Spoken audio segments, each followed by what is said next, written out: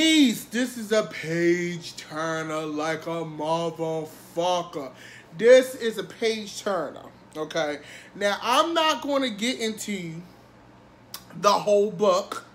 We ain't got that kind of time. My shows come on tonight.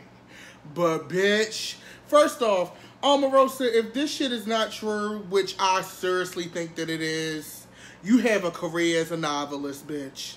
One thing about you. So today I went out and bought, I drank the Kool-Aid. I mean, she produced receipts. I bought the book, Unhinged, you know, by Omarosa. Okay? Now, the difference is, before we get into it, I'm going to just read the prologue, okay? The difference between this book and the others is the bitch produced receipts. Had she not produced receipts, I'd have gave it a side eye. But this is what happens when you cross a black bitch from the projects, okay? When keeping it real goes wrong, bitch. So, upon my first reading of this book, I will say this. Omarosa is a smart motherfucker, okay? And a lot of the shit she be saying makes sense. It makes sense, quite frankly. So we're going to get into this prologue. I'm not going to waste too much time. We're just going to get into this shit. Okay, so the first chapter. Now, the prologue covers, it started out juicy as fuck. She get right to the point. This is when she got fired. Now, just to give backstory, guys, remember when we watched the news and, you know, Shade Room and all this, and they was talking about CNN, Omarosa got kicked out the dinner party and she was throwing the fit and turning the tables and shit. Bitch, this firing was on some B613 shit, bitch. Shonda, you should have called motherfucking Omarosa to write that last whack-ass season of Scandal, bitch. And there's no motherfucking shade. This is a page turner. So without further ado, the prologue, let me get into this.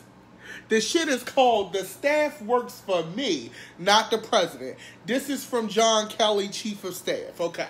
So, on Tuesday, December 12, 2017, I was sitting at my desk in the Eisenhower Executive Office Building in the White House complex when my assistant, Alexa Pursley, walked in looking perplexed. It's already given novel, bitch. No shade. I just got an email from General Kelly's executive assistant. She says she wants to meet you in the Situation Room at 5. Really, I said. Ever since General John Kelly had become Chief of Staff at the end of July, replacing Reince Priebus, he rarely had 2 minutes for me. And now, suddenly, he wanted a meeting, bitch. It was highly unusual to be called to the Situation Room in the West Wing, where former President Barack Obama plotted the strategy to kill Osama bin Laden. I feel like that's kind of low-key shade, but we're going to keep it moving. Where President Donald Trump planned the attack on Syria to retaliate for their use of chemical weapons, where every president since John F. Kennedy had top-secret conversations with world leaders. Why didn't Kelly want to meet me in his office? Good fucking point, bitch. Because you can fire a bitch. Like, they famous. I work, shit. In corporate world, bitch, they won't even bring you to the office, bitch. They'll have security walk you out the building and keep it moving. But anyway. At the appropriate time, Alexa and I walked over to the Situation Room. We sat down at the large boardroom table. Next to arrive were several White House lawyers, including Utam Dillon, Deputy Counsel to the President, and Stefan Passantino, Deputy White House Counsel in charge of Compliance and Ethics. So basically, bitch, they brought in HR. Finally, General Kelly walks in, a brusque man. Kelly looked at Alexa and said, "Who are you?" She said, "Omarosa's assistant." He said, "Could you leave us alone?" Alexa gathered her things and left. So, all right, bitch, they giving, we don't need no witnesses, bitch. Alexa, get out while the getting is good. General Kelly sat down and said, "We're going to talk to you about leaving the White House. It's come to my attention there have been significant integrity issues related to you. The integrity issues are very serious. If this were the military, this would be a pretty high level of accountability, meaning a court-martial," which they do court-martial. I come from a military family, so that's true. we're not suggesting any legal action here. It's a pretty serious offense. I like to see this be a friendly departure. There are pretty significant legal issues that we hope won't make it ugly for you. If we make this a friendly departure, you can look at your time here in the White House as a year of service to the nation. So basically what he's saying, bitch, let's keep this cute because we don't want to throw your ass under the bus. That's what the fuck he's saying. Okay. You can go on with any type of difficulty in the future relative to your reputation. But it's very important that you understand there are serious legal issues that have been violated and you are open to some legal action that we hope we can control. So, okay, this is some shit. If you've ever, been questioned by the police, and as black people, as a black man, it happens, bitch. They always tell you in trouble and shit, but never tell you why the fuck you in trouble. Like, bitch, what legal actions? So she gets to that. I asked whether the president was aware of this. He goes, this is a non-negotiable discussion. I'd like the opportunity to understand, I said. There are serious integrity violations, he said. Then Omarosa goes, why was he being so vague? What violations? The staff works for me, not the president. So after your departure, I'll inform him. With that, I'll let you go. Omarosa like, what is he talking about? Where is this coming from? Quickly, I connected the dots. This had to be about the N-word tape. So, bitch, allegedly, allegedly there's this tape floating around of Donald Trump supposedly calling Jewish people all kind of crazy names, calling black people niggas, all kinds of shit that they've been trying to keep quiet for, since he got in office, since the election. The first time I heard about the N-word tape was during the campaign. The day after the infamous Access Hollywood tape came out. That was when Billy Bush got fired and shit, when Donald was talking about he just like to grab bitches by the pussy. A former Apprentice producer named Bill Pruitt sent a tantalizing tweet that there are far worse tapes of Donald Trump captured on set. In October 2017, Pruitt told NPR the tapes contain unfathomably despicable words about African Americans, Jewish people, all of the above, okay? At that time, Pruitt had reached out to several people in Trump world, including Lynn Patton, then Eric Trump, which is the son's longtime personal assistant, who was running HUD's programs in New York and New Jersey to try to raise awareness about this tape. So bitch is like, bitch, we got the tape. Like, bitch, it's a tape. This is before he's elected.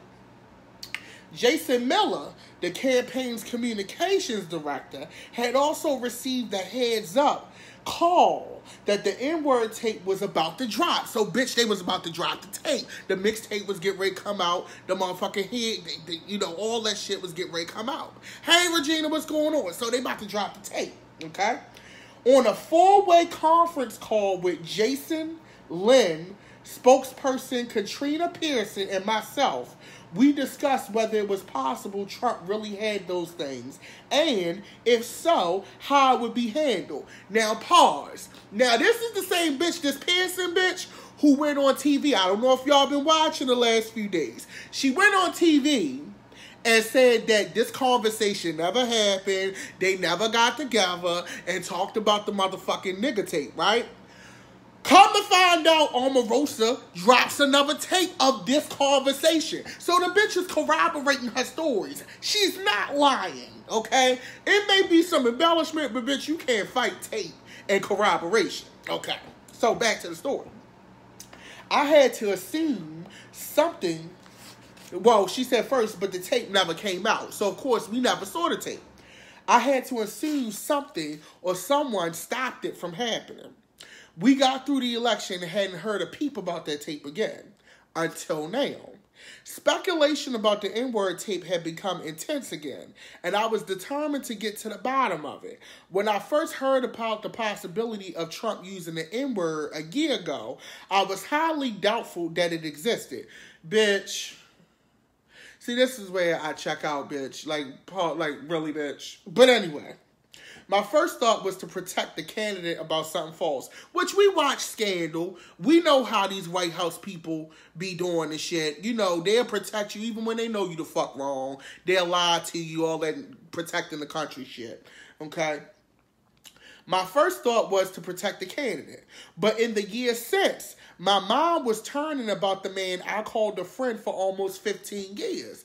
Now, True T, when The Apprentice first came out, it was 2003. That's 15 years ago. It's 2018. So you don't realize that she been knowing Donald Trump for like almost 20 years at this point, which is a gagger. Okay? I've been loyal to him all this time, but if I had any proof that this tape was real, I would pack up my office and submit my resignation immediately. Now, this sounds nice in the book, bitch, but if you gotta ask the question, you already know the answer, motherfucker. But anyway, I had one foot out the door since the mishandling of the Unite the Right rally in Charlottesville, Virginia in August. And in October, there was Trump's insensitive condolence call with the widow of the Army Special Forces soldier that was killed in Nigeria. I remember that because he did her dirty. Followed by Trump and Kelly's racially charged attack on Representative Frederica Wilson. That's Mother Hat. Remember the black lady that wear the big-ass obnoxious hats? She like Maxine Jr. That was her. Okay. Now, also, too, Trump's endorsement of Alabama Senate candidate Roy Moore, a man who'd been accused of sexual misconduct by multiple women, only added insult to injury. Roy Moore, that was the guy that was doing it to all them teenagers and all them little girls and shit, and he was still running and Trump endorsed his ass and people were still trying to defend him. So, the N-word tape would be the last straw for me. With so much speculation, I had to assume that its release was imminent, and I did not want to be sitting at 1600 Pennsylvania Avenue if and when the story broke. Where Trump scrambles to defend his usage of that word played repeatedly on every news channel for weeks. She ain't lying, bitch, because you know CNN and Fox News would have played that out. I'd informed Hope Hicks, who was the White House Director of Communications at the time, that chatter about the N-word tape was heating up. The very existence of it fell squarely in my portfolio since it centered on race relations. So she has a point. Omarosa, you know, she was supposed to be, you know, the liaison and the spokesperson of black people. So she's right. This would be her department. And you know, a bitch ain't trying to take that kind of heat. So, the very existence of it fell in her lap. I'd emailed before one of our daily communications meetings that a source from the Apprentice days had contacted me and claimed to be in possession of the tape. So wham, one of the motherfuckers that worked on Apprentice was like, Omarosa, bitch, we got this tape. By that point, 3 sources in 3 separate conversations had described the contents of the tape. So, bitch, at this point, Omarosa, you know that he said the shit. This is not fucking news. You know what I'm saying? Or anything. Thanks, I got this off of ASOS. But, you know, bitch, that this tape exists. It's not something like, at this point, Omarosa, this is where I have to call bullshit. Bitch, you already knew what the fucking tea was. So, they all told me that President Trump hadn't just dropped a single N-word bomb. He said it in multiple times throughout the show's taping, bitch. Doing off-camera outtakes, particularly during the first season of The Apprentice. I appeared on the first season. I was the only African-American woman, and Kwame Jackson was the only black man in the cast of 16. I remember that. I had to wonder, if Trump used the N-word so frequently during that season of the show, had he ever used it to refer to either Kwame or myself? Bitch, you know he did. The minute you pissed him off, why you acting like you didn't know this shit, bitch? I would look like the biggest imbecile alive for supporting the man who used that word. And if he used it about me, the betrayal would be devastating. I'd known him since the first day of shooting The Apprentice in September 2003. Okay? If he had spewed that hateful word about me or anyone, I had to know. I needed to hear it for myself, I told Hope. So Hope goes, bitch, what's the plan, bitch? What are you going to do? Ever since that meeting, she been eager and asking about my progress on the matter. So I feel like Hope was setting Omarosa up, no shade. Okay? Because, bitch, why the fuck you keep asking if Omarosa got the tape, bitch? What's the status on the tape? And you the White House communications director, bitch. Sounds like a setup for me. See, bitch, this where Omarosa you wasn't thinking. Because that bitch would set you up. But anyway. What Omarosa goes, what I suspect happens, Hope Hicks had told John Kelly that I was this close to getting my hands on the tape and had been widely reported. Kelly had been dying to get rid of me since his first day. Now he had cause. I wasn't sure how to justify it, but I was sure it all led back to that tape.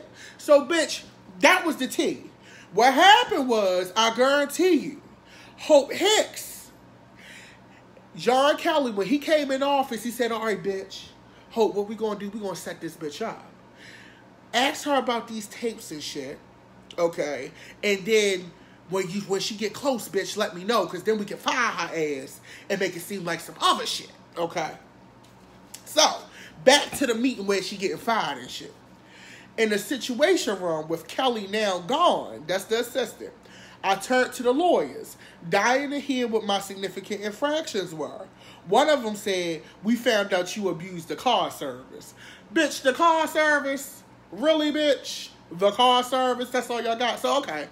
So, Omarosa goes, the car service, bitch? As a commissioned officer, I had the use of the car service for official business. Additionally, I lived in Penn Quarter, which was 10 to 15 minutes away from my office. I mostly Ubered or walked back and forth between home and work nearly every day. I had the daily Uber and Fitbit logs to prove it. The bitch got receipts. We already know she keep receipts, so I know she got the Uber receipt sitting up in it. So, there you go. We understand that you took the car service to a Washington Nationals game for personal use, said one of the lawyers, looking smug like I was busted. Now, see, this is where they didn't know that they was dealing with a smart bitch, with a slick bitch. And Omarosa goes, what was the date of that game? The lawyer goes, June the 15th.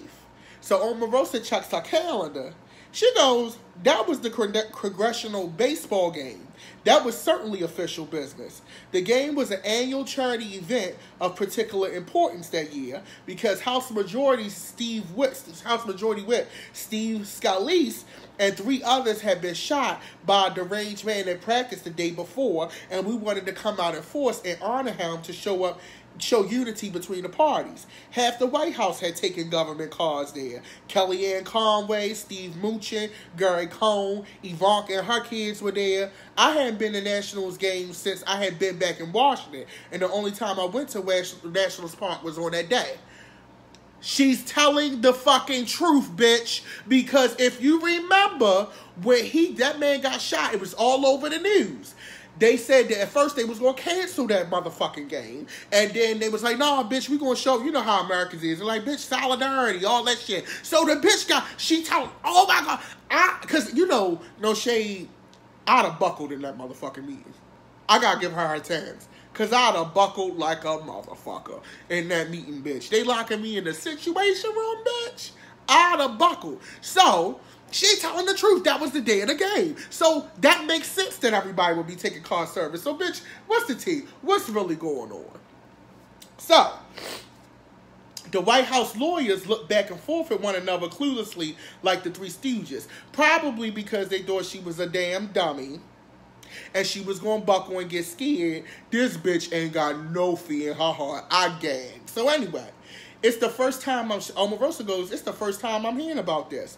It just didn't make sense. I never received a warning or a notification. Everybody know at any job, you get a verbal, then you get a write-up, then it's a DAR, and then you might get suspended.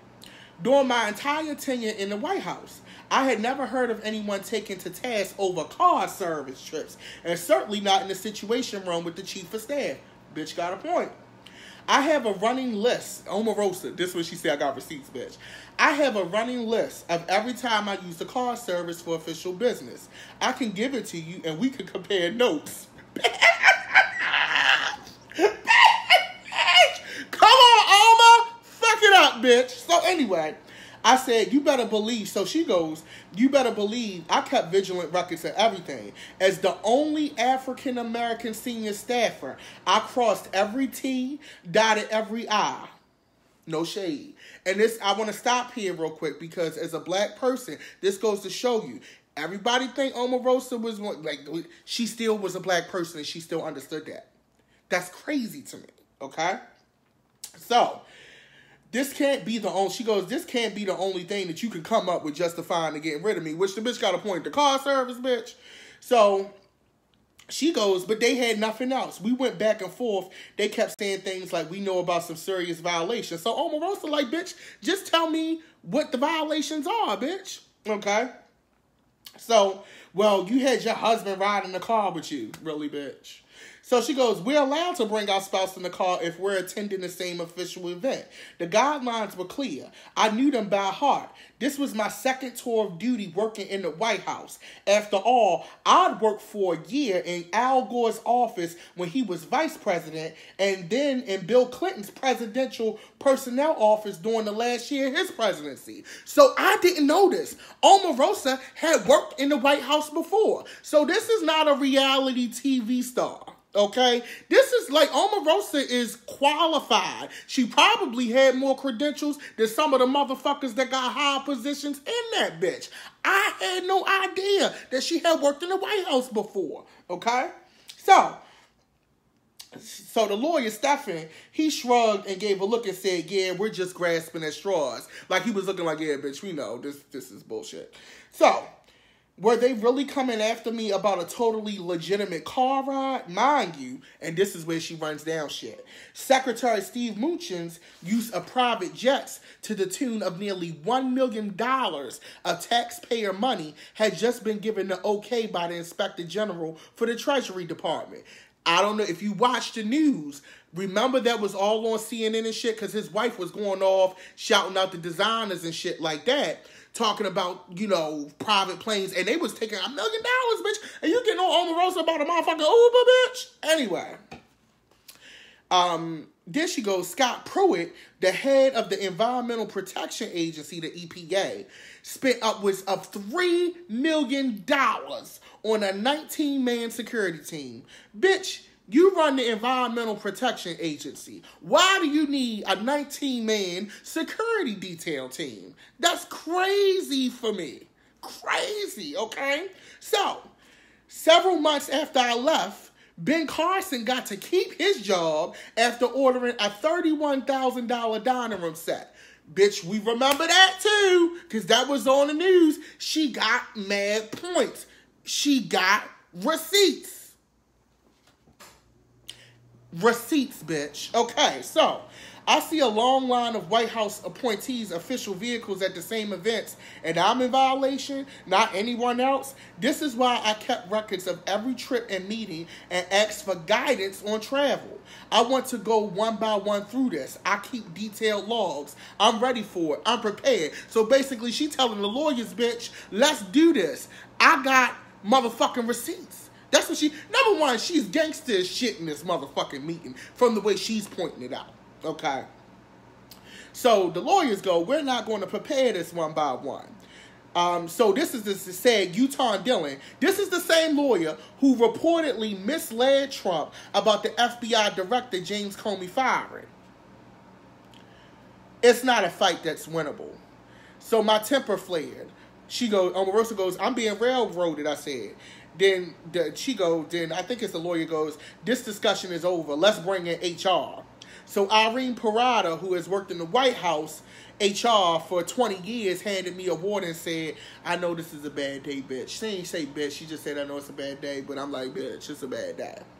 So we discussed my departure. And I had to negotiate how I was going to leave the White House.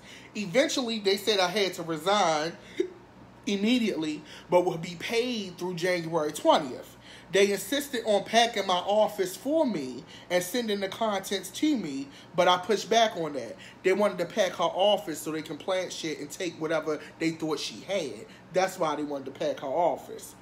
I asked for a statement to be released from the president immediately. I asked what would happen to my assistant. They said they'd get answers to all these questions. All they cared about was a quiet, calm exit so that they could control the message in the media, which we know they like to do. As if social media didn't exist. No shade. As if people wouldn't hash over it on every news channel for days and weeks, which they did. They were delusional. So Omarosa, this is where I cracked up. I'm an asthma sufferer. The bitch got asthma. And I began to feel a tightness in my chest. I had to calm myself down or I could have had a full-blown asthma attack. Bitch, Elizabeth, I think it's the big one, bitch. She about to have an asthma attack in the White House, motherfucker. So, I asked if I could go get my purse, where I had stashed my inhaler, and they wouldn't let me leave the room. I asked why was I not allowed to leave, and they said this is how Kelly had set the meeting up. They let her assistant, who was seated outside, remember Kelly had put that bitch out, seated outside, go get my purse. My asthma is triggered by stressful situations, and this was definitely one. I asked again if I was allowed to leave the room or speak to my husband, and they refused. I was being held against my will in a secured room guarded by men with guns. Irene, now Irene, the bitch that worked for HR in the White House, she goes that she had never been in a situation room in her entire career in HR at the White House, and certainly never to facilitate somebody getting fired. So this was some new shit that they was doing, okay? This is some new shit that they was doing in this motherfucker, okay? They was trying to scare her black ass, but she wasn't going for it. After a considerable amount of time, they allowed me to leave and agreed to let me pick up some things in my office, but only after they checked to make sure that the path to my office in the EEOB was cleared so people wouldn't see what was happening. Now, the reason why they probably wanted to clear path, because remember they said all this bullshit about Omarosa going off at the Christmas party and all that shit and all that. Remember when we saw that, we was like, oh, she was going off. But she produced the tape of the actual firing.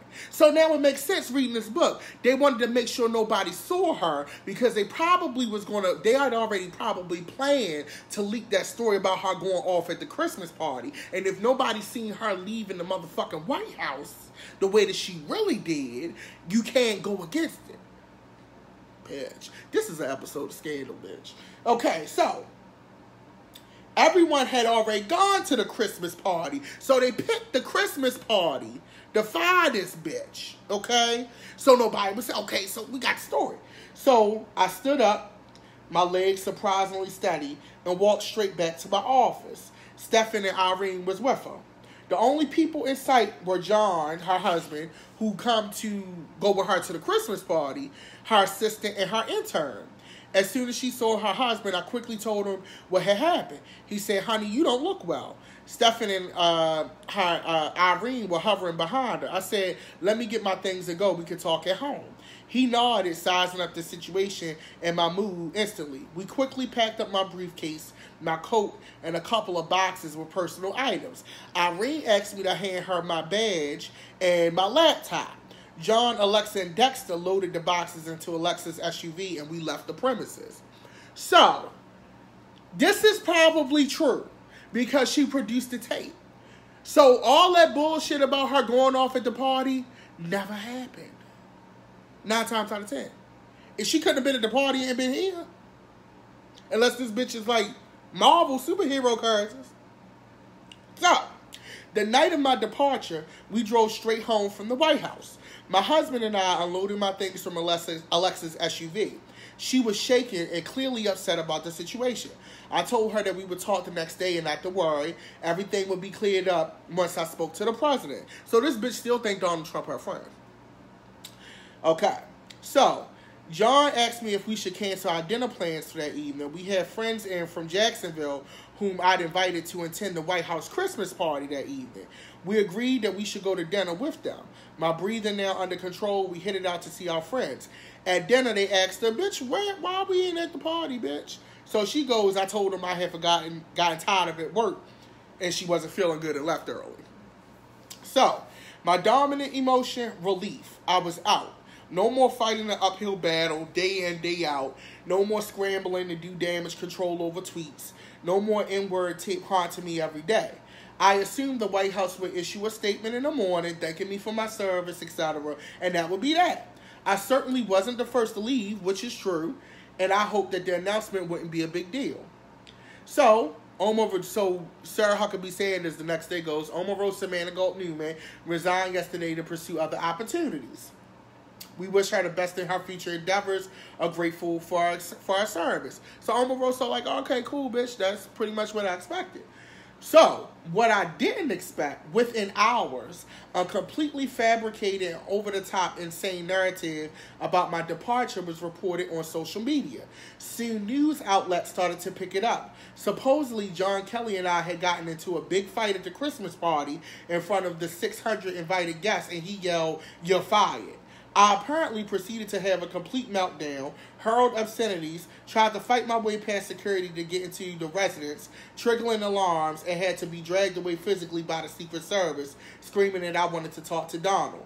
I never imagined that this ludicrous story, pure gossip, would blow up like it did. It dominated the news cycle for days. I remember that. And we all thought it was true, because I was laughing my ass off. So, she goes, a producer at ABC told me to my face that she had multiple sources confirm the Christmas party meltdown. And yet, here's where it gets tricky. No one in attendance took a picture. No shade. Before this, we got the tapes and shit. There was never a picture. We didn't never see a picture, okay? The bitch got a point. I haven't walked into an event in 15 years without someone snapping my picture. It makes sense. It's Omarosa. She's a reality TV star and villain. Why would nobody have a picture, bitch? 5 points Gryffindor. You the MVP, Omarosa. Thousands of photos and videos of the event were posted on social media and outlets, but not a single one of me.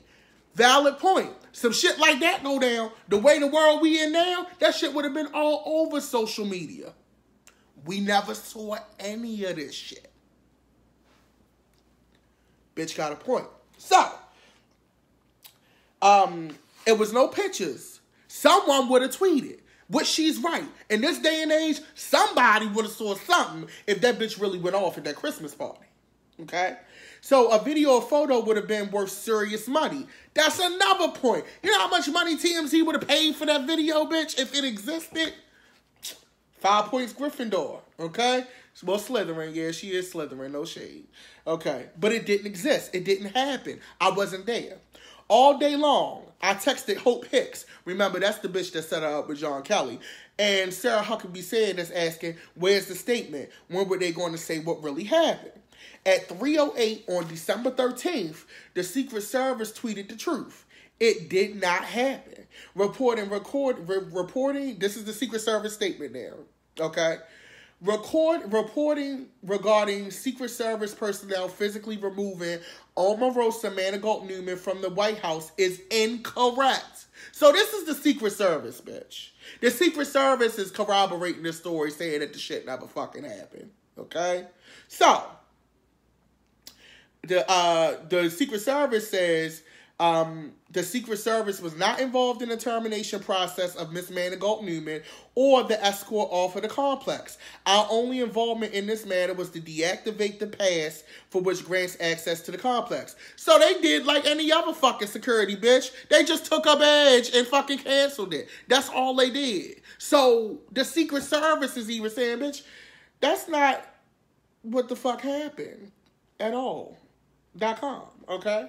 So, Omarosa goes, blah, blah, blah. I'm eternally grateful that the Secret Service had my back. Thank God they issued that statement because things were getting crazy. So the president, a.k.a. Twitter Fingers, didn't tweet until nearly an hour after the Secret Service and nearly a full day after her meeting with John Kelly. At 3:58, he posted, thank you, Omarosa, for your service. I wish you continued success. If that ain't an HR response for that ass bitch, I don't even think he wrote that. I think HR wrote that. I think that's the one time he had it Twitter.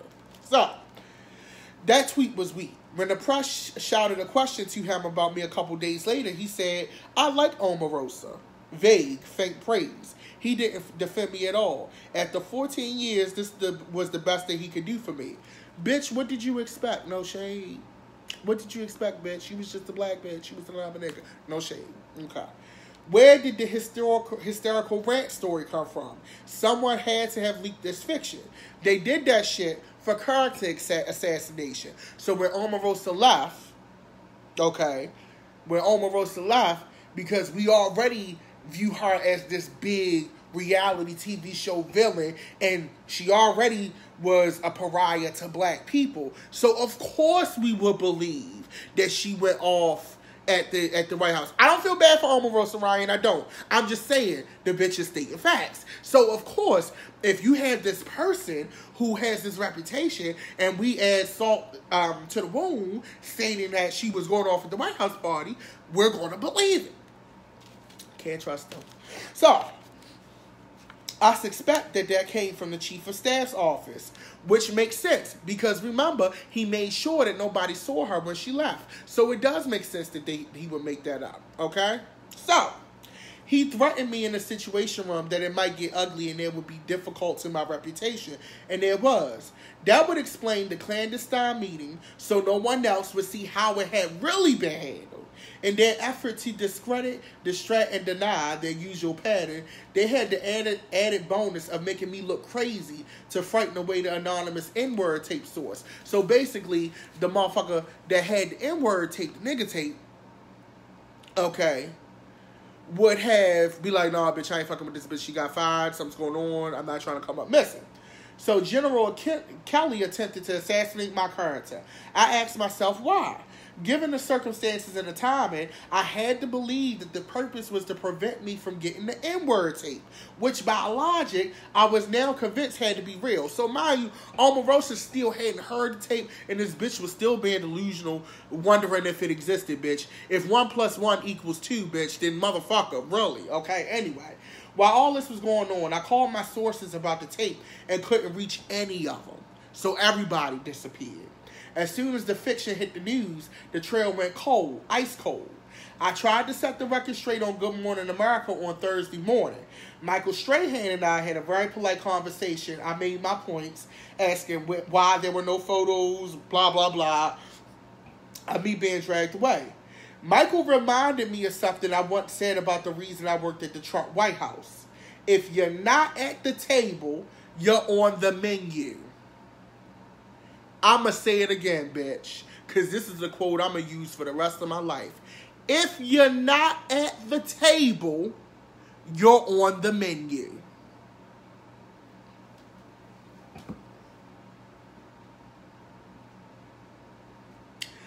That's a word, bitch.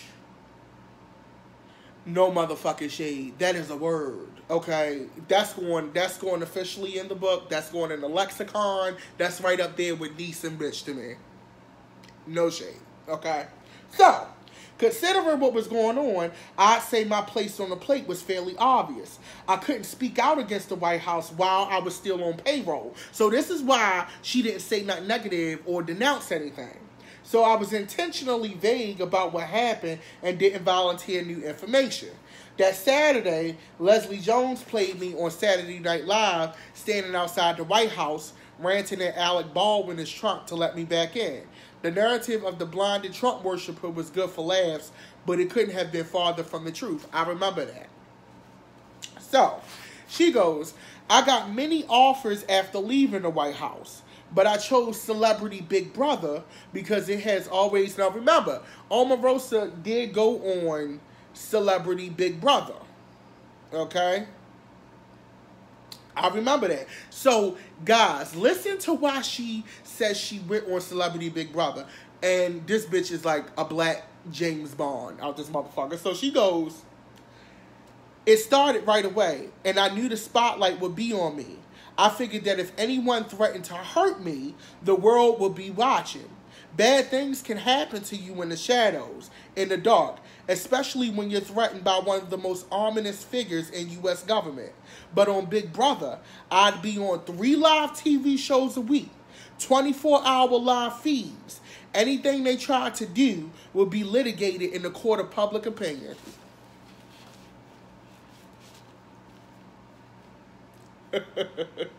If she could use her powers for good, bitch.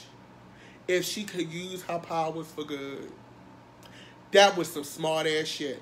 We thinking she going on Big Brother. At least I know I was. We thinking she going on Big Brother for the chat and the opportunity. Whole time this bitch know it's not a game. And said, let me go on this TV show real quick because motherfuckers is going to constantly see me. I need her on a team. I need her on staff. Okay? So that makes sense. Knowing, we watch Scandal. That shit makes sense that she went on Big Brother. Because if you remember, the bitch went on Big Brother right after all that, after she got fired, after all that shit broke. She went on Big Brother. And that makes sense, bitch. I'd have been dead because I'd have never thought to do no shit like that. Anyway, on the show, I said some things that were not flattering to the president. The day after that episode aired, Rod Shah, the deputy press secretary, stood up and contradicted what Sarah Sanders had previously said from the podium. He goes, Omarosa was fired 3 times on The Apprentice, and this is the 4th time we let her go. She had limited contact with the president while here. She has no contact now. Bitch, we know that's a lie. So Omarosa goes, so which is it? Did I resign or was I fired? Now remember, Sarah Sanders did say Omarosa left the White House to pursue other opportunities.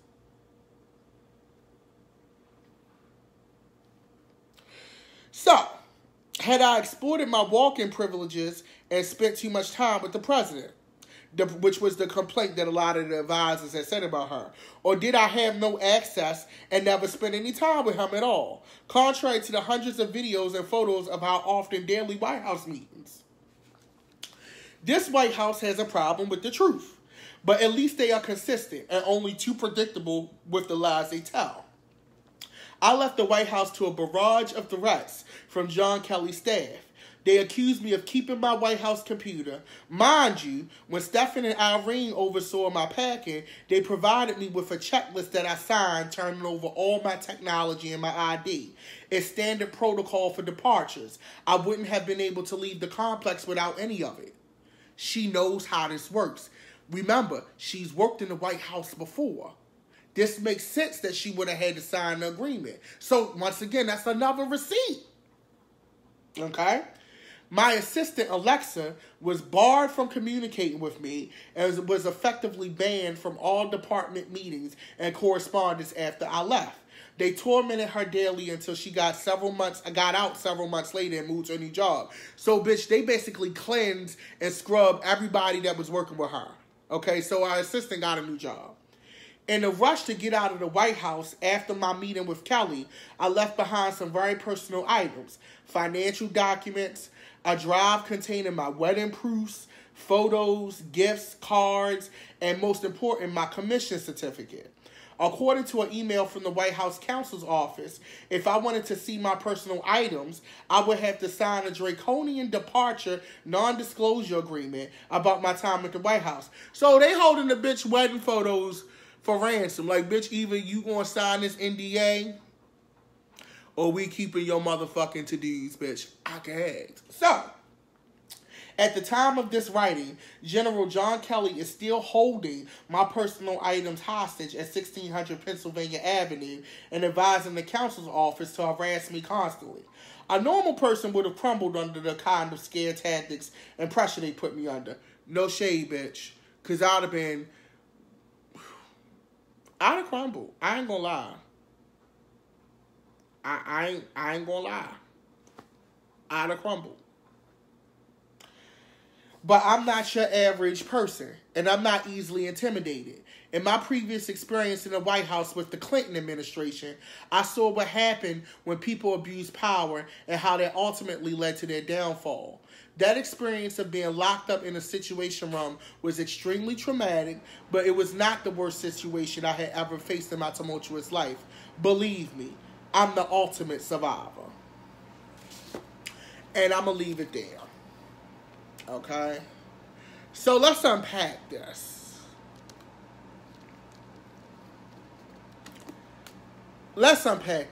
Okay? Knowing what we now know, after reading, after watching the interviews, listening to the tapes, okay? Reading this text, knowing what was said by the White House, this bitch got an ironclad case. And that's just the prologue. That's just the prologue. We may love her, we may hate her, But one thing about Omarosa, she is a masterclass in covering your ass, bitch. Okay? Cover that. She's a definition of CYA. Cause I would have never, I wouldn't have been that sharp.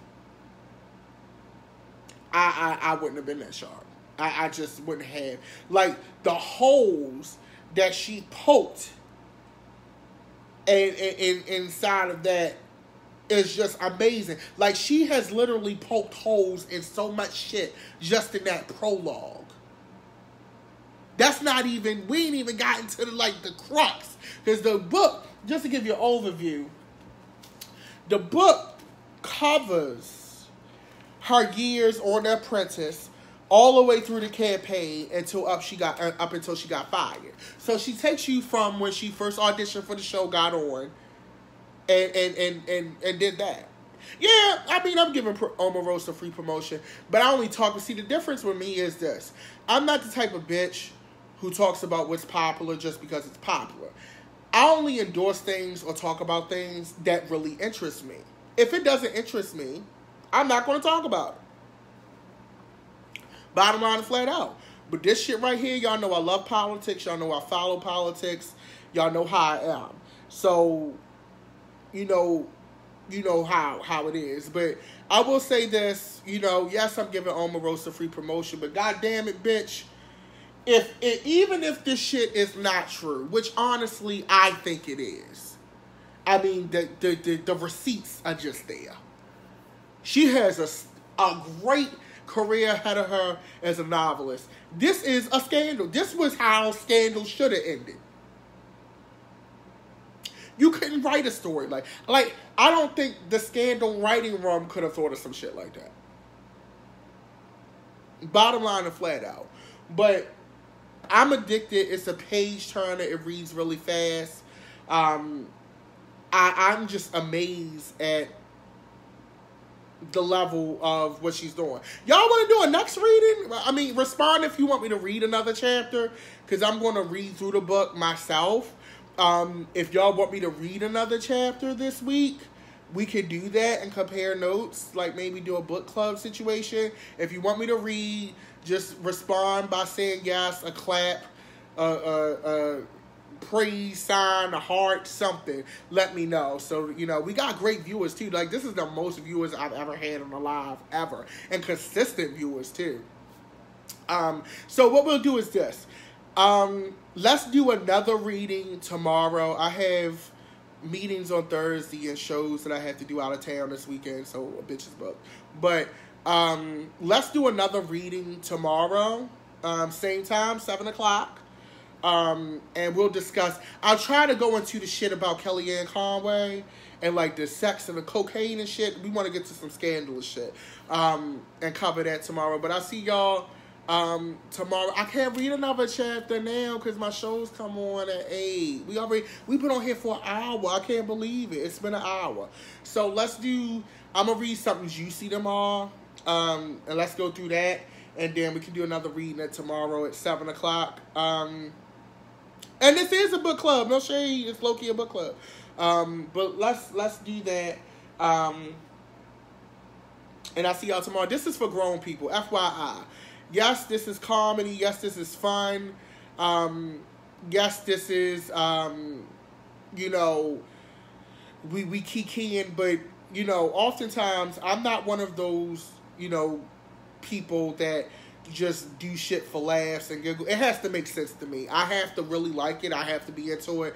And I love politics. And I'm glad that you guys love politics. This is like politics for me. And I want to officially announce that the reason I'm doing this reading is because I am going to start an official podcast called DDM Secretary of Shade. It's going to cover politics, entertainment, from a more informed and non-surface base.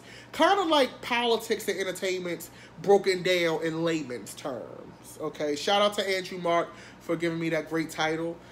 It will be official. We'll be launching that in September.